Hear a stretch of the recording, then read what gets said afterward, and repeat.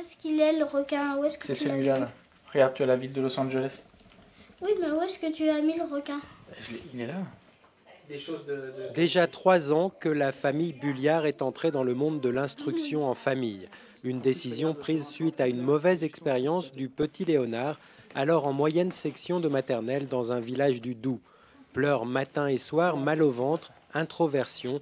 En mars 2017, ses parents décident de le déscolariser. Il n'a pas eu ce déclic du jour au lendemain en disant l'école c'est complètement terminé. Par contre, petit à petit, il s'est rendu compte qu'il pouvait faire autrement et faire autre chose. On a senti quelqu'un de beaucoup plus apaisé. Oui. Joséphine, la deuxième de la famille, a suivi le mouvement et n'a encore jamais été à l'école. Et pourtant, avant de prendre leur décision, les parents ignoraient tout de la déscolarisation. Il leur a fallu faire face aux préjugés de leur entourage et surtout faire confiance à l'école à la maison.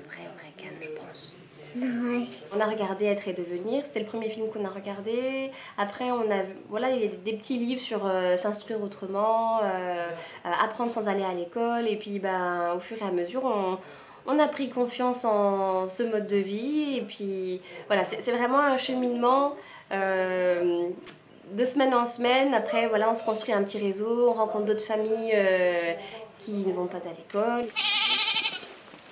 C'est le cas environ un mardi sur 2 dans cette ferme pédagogique de la région parisienne. Quelle que soit la météo, une dizaine de familles viennent y sociabiliser leurs enfants sur fond d'apprentissage de la vie à la ferme. On y partage son expérience, on y parle rythme d'apprentissage. Mais ce mardi, c'est la décision d'Emmanuel Macron de limiter l'instruction à domicile aux seuls impératifs de santé dès la rentrée 2021 qui est au centre des débats. En interdisant l'école, en fait, on force les enfants à respecter un rythme qui n'est pas le leur, en fait, tout simplement.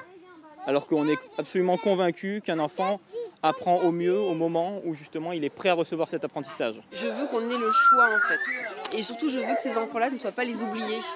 Parce qu'en fait, quelles conséquences il va y avoir sur eux, en fait, de les remettre à l'école pour ceux qui ont une phobie scolaire, pour ceux qui ont du harcèlement. Selon le ministère de l'Éducation, on comptait en France 50 000 enfants en instruction à domicile à la rentrée 2020, soit 0,5% du total des élèves en France, mais un chiffre en constante augmentation depuis 10 ans, une augmentation que l'État voudrait enrayer au nom notamment de la lutte contre les séparatismes. Mais pour ses parents, le président se trompe de cible. Il y a beaucoup d'écoles aussi illégales.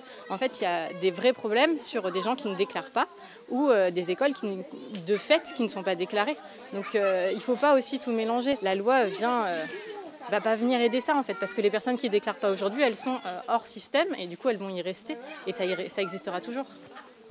Une pétition nationale a déjà réuni près de 100 000 signatures pour demander au président de renoncer à l'interdiction de l'instruction à domicile et appeler les signataires à entrer en résistance. Parmi eux, certains se disent déjà prêts à quitter la France pour garder leur liberté.